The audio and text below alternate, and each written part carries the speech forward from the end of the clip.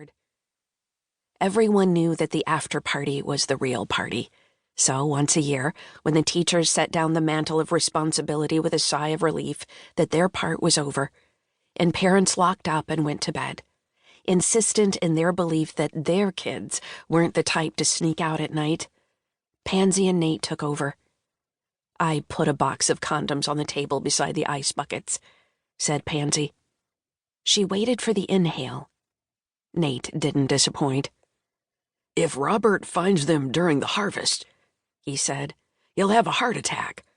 I hope you can live with that." Pansy loved Robert, of course, but it was her steadfast opinion that Nate's oldest son had been born with a rough-barked cherry branch protruding from his nether cheeks. She shrugged. It's not the first time these trees have witnessed shenanigans by those on the cusp of adulthood. He'll survive. A low, raunchy chuckle rumbled up in her. Oh, there'd been shenanigans, all right. "Will and Brett will see to it that there's no evidence left behind, anyway," said Nate. Too bad. A little dose of reality would be good for Robert. "Are they both working the harvest?" Nate nodded. Robert's son, Will and Brett, son of Nate's youngest boy, Hal, were currently being groomed to take over the orchard. Pansy, a strident, liberated woman ahead of her time, who'd once railed that Nate's twin daughters, Jane and Kathy, hadn't even been considered as potential heirs to the cherry throne, didn't bother asking if the granddaughters were in the running. "Is it by choice?" she asked.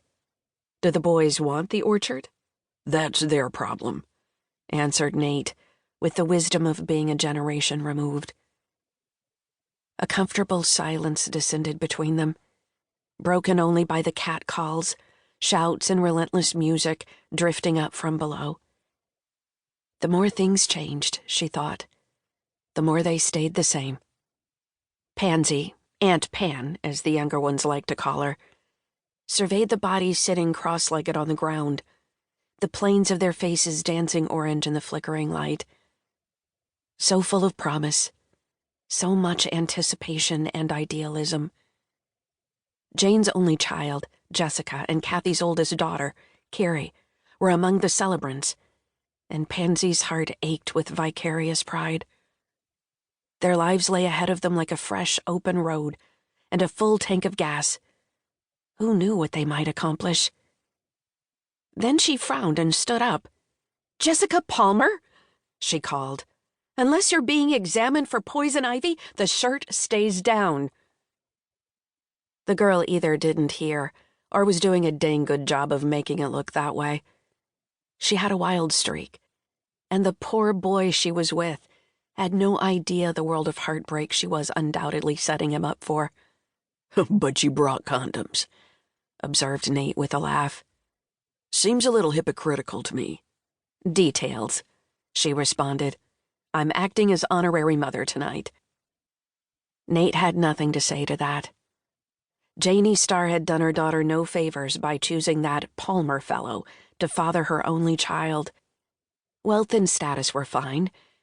It turned out that marriage and parenthood weren't what either of them wanted. Janie wanted a perfect princess. Instead, she got Jessica. But Pansy couldn't say if it was the wild twins' daughter or the too proper twins' daughter who got the worst end of it. Carrie Logan, Jess's cousin, was wound way too tight for her own good, and had an overly involved mother for whom image was everything. Jessica wanted to be an actress. Carrie wanted to be a photographer. Pansy wondered if the girls' mothers realized that these careers in role-playing and image-making could be directly linked to the expectations put on them in childhood. But which of these girls wasn't hampered by such constraints? Pretty Emma Stanhope, cursed with an honest-to-God beauty queen sister? Or sweet, rudderless J.C. Rose, finding her way despite a mother who considered herself incomplete without a man? Did Lillian Reynolds's consistent honor roll placement shield her? Or Tina Carson's bossiness? No. While girls nowadays had more choices than she'd had at the same age, true freedom was as elusive as ever. For boys, too, sometimes.